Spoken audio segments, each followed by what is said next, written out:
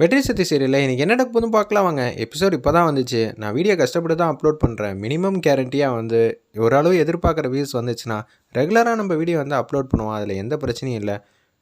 பார்த்து கண்டினியூஸாக வந்து சப்போர்ட் பண்ணுங்கள்.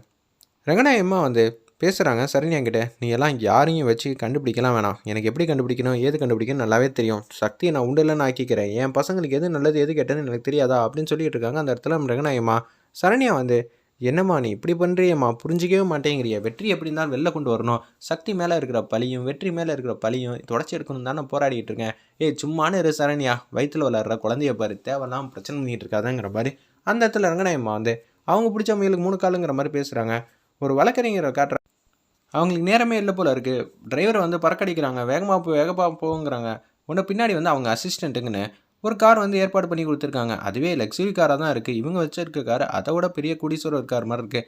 வேகமாக வந்து போய்கிட்டே இருக்குது. சார் இந்த சந்து முந்தெல்லாம் பூந்து போனால் ஸ்க்ராட்ச் ஆகிடும் சார். வண்டிக்கு ஏதாவது டென்ட் விழுந்துருச்சுன்னா ஒன்றும் பண்ண முடியாது. அதெல்லாம் பார்த்துக்கிட்டு இருக்க தான் உன் வேலை. நீ வேகமாக ஓட்டியா. உனக்கு இருக்கிறது ஆக்சிலேட்டர் கிளச்சு பிரேக் தான். எனக்கு மைண்டில் எவ்வளோ தினமாக ப்ரெஷர் ஓடிக்கிட்டு இருக்கு.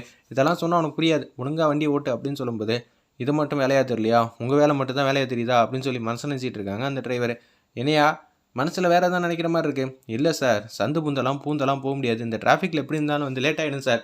நான் சீக்கிரம் கோர்ட்டுக்கு போனியா அப்படின்னு சொல்லிட்டு இருக்கப்ப லெஃப்ட்டில் வந்து கட்டிடுச்சு. போ சார், அது ஒன் வே சார், போலீஸ்லாம் நிற்பாங்க, பெரிய பிரச்சனையானு சார், அந்த பக்கம் போகக்கூடாது.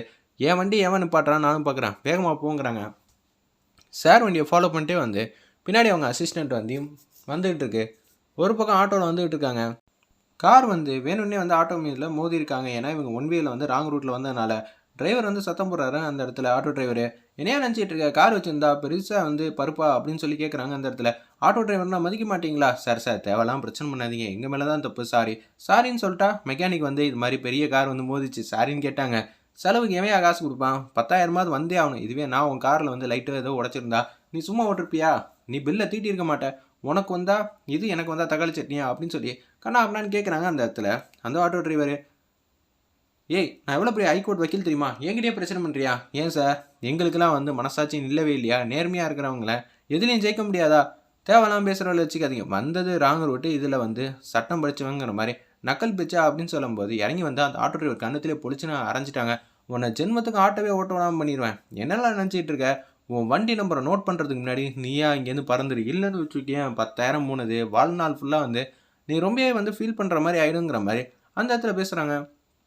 இதை கேட்டோன்னே சக்தி வந்து கடுப்பாய் பொழிச்சுன்னு கன்னத்திலே வந்து அடிக்கிறாங்க. இது எல்லாத்தையும் வந்து வீடியோ எடுத்துட்டாங்க. அங்கே இருக்கிற பொதுமக்கள்லாம் என்னெல்லாம் நினச்சிட்டு இருக்க, நீ மட்டும் ஓவரா திமிரா பேசிகிட்டு இருக்க. ஆட்டோ டிரைவர்னா மனுஷன் கிடையாதா? படித்தவனா? உனக்கு அறிவும் கிடையாதா? நீ வந்தது ராங் ரூட்டு. சரி, இந்த கார் வந்து அப்படியே இருக்கட்டும். அப்போனா யார் ராங் ரூட்டில் வந்தா, யார் மேலே பிரச்சனைன்னு கோர்ட்டில் கேஸ் போட்டு பார்த்துப்போமா? எத்தனை லட்சம் ஃபைன் கட்டணும்னு தெரியும்ல. என்கிட்டயே வந்து மோதி பார்க்கணும்னு நினைக்கிறியா? நான் எவ்வளோ பெரிய வக்கீல் தெரியுமா? என் கண்ணத்திலே வந்து பொசுக்குன்னு அரைஞ்சிட்டேன். அவ்வளோதாண்டி, உன் வாழ்க்கையை இல்லாமல் ஆக்கிடுவேன். பார்த்தீங்களாக்கா, பொதுமக்கள்லாம் வந்து பார்த்துக்கிட்டு இருக்கும்போதே என்கிட்ட வந்து எப்படியெல்லாம் தப்பாக பேசிகிட்டு இருக்காங்கன்னு எல்லாம் வீடியோ ரெக்கார்ட் ஆகுதுல்ல, அதெல்லாம் அப்பயே ரெக்கார்ட் ஆகுது. சக்தி நம்மக்கிட்டே பிரச்சனை பண்ணிவிட்டு முழுசாக அந்த ஏரியா விட்டு போயிட முடியுமா? கார் சாவி வந்து எடுத்துட்டாங்க. மரியாதையே அந்த ஆட்டோ டிரைவர்கிட்ட மன்னிப்பு கேளு. மன்னிப்பு கேட்கலன்னு வச்சுக்கேன், அப்புறம் அவ்வளோதான். இவன் இனிமேல் ஜென்மத்துக்கு ஆட்டோவே ஓட்ட முடியாது. இந்த பொண்ணு யார் எதுங்கிற டீட்டெயில் வந்து கலெக்ட் பண்ணிக்கங்கடா. ஆட்டோ டிரைவர் நோட் பண்ணு அப்படின்னு சொல்லும்போது வண்டி நம்பர் எல்லாம் நோட் பண்ணிட்டாங்க.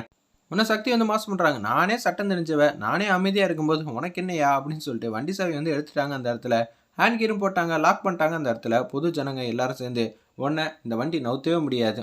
அப்படி இருக்க சூழ்நிலை போலீஸ் விசாரணை எல்லாம் வந்துச்சுன்னா நீ தான் காம்ப்ரமைஸ் பண்ண, லட்சக்கணக்கில் வந்து ஆட்டோ டிரைவருக்கு பணம் கொடுக்கணும்.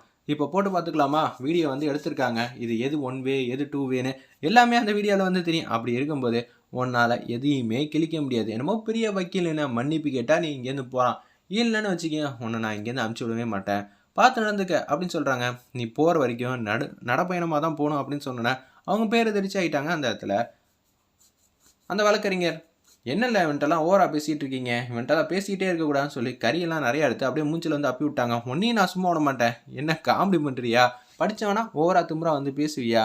நீ எவ்வளோ பெரிய ஆளாக வேணான்னு இருக்கலாம், ஆனால் படித்தவனா குணவதியாக இருக்கணும். ஆனால் உங்ககிட்ட அந்த குணமும் இல்லை, எதுவும் இல்லை, கோவம் மட்டும்தான் இருக்குது. சாதாரண ஒரு பொதுமக்களை வந்து அடிக்கிற, கை நீட்டி அடிக்கிற அப்படின்னு கண்ணாமனா திட்டினால சரி போதுங்கக்கா, போட்டும் பொழைச்சி போட்டுன்னு சொல்லி சாவியை தூக்கி எறிகிறாங்க. ரிவர்ஸ்லேயே வண்டி போகணும். பின்னாடி போகிற வரைக்கும் 3/4 கிலோமீட்டருக்கு. பின்னாடி திருப்பி யூட்டன் அடிச்சேன்னு வச்சுக்கேன், தொலைச்சி தொலைச்சினோன்னே 3/4 கிலோமீட்டர் ரிவர்ஸ்லேயே போயிட்டுருக்காங்க. ஆஃபீஸ்க்கு வேக வேகமாக வந்துட்டு இருக்காங்க. பூஜா வந்து இவங்கள பார்த்து தான் பெரிய அமௌண்ட் கொடுத்தாலும் பரவாயில்ல, இவங்க சக்தி கேஸுக்கு அகேன்ஸ்டாக வந்து வாதாடினாங்கன்னா வெற்றி என்றைக்குமே வெளியில் வர முடியாதுங்கிற மாதிரி தான் யோசிச்சுட்டு இருக்காங்க. அந்த இடத்துல என்ன கரியோட வந்துட்டு இருக்காங்கன்னு சொல்லி எல்லாரும் பாட்டமாக இருக்காங்க. உள்ள கேபினுக்கு போகிறாங்க. சார் இந்த வீடியோ வந்து வைரல் ஆக்கிட்டாங்க அப்படின்னு சொல்லி அந்த வீடியோ காட்டுறாங்க. பூஜா வந்து சாரி சார், அதான் வந்துட்டியாம்மா என்ன விஷயம்? சக்தி பேசுகிற வாய்ஸ் வந்து கேட்டோன்னே எனக்கு அந்த வீடியோவில் இருக்கிற பொண்ணு யாருன்னு நல்லாவே தெரியும். என்னம்மா என்னை ஏமாற்ற பார்க்குறியா? என்ன சார் நான் உங்களை ஏமாற்ற போகிறேன், கொடுங்க சார்னோன்னே இவ பேர் சக்தி, இவ ஹஸ்பண்டு தான் வெற்றி, அந்த கேஸை பற்றி தான் உங்கள்கிட்ட சொல்ல வந்திருக்கேன். அப்படியாம்மா சூப்பர், இதுக்கு நீ ஒரு பைசா கூட வந்து தர வேணாம், என்னோட ஈகோ வந்து தூண்டிட்டா, நிச்சயம் அவளை உள்ளே வைக்காமல் விட மாட்டேன், வெற்றி நிரந்தரமாக உள்ளே தான் இருப்பான், எந்த கேஸாக இருந்தாலும் நான் பார்த்துக்கிறேன், நீ போயிட்டு வாமா, ரொம்பவே தேங்க்ஸ் சாருங்கிற மாதிரி அந்த இடத்துல பூஜா வந்து தேங்க்ஸ் சொல்லிட்டு அங்கேருந்து கிளம்புற மாதிரி காட்டுறாங்க. வெயிட் பண்ணி பார்ப்போம்.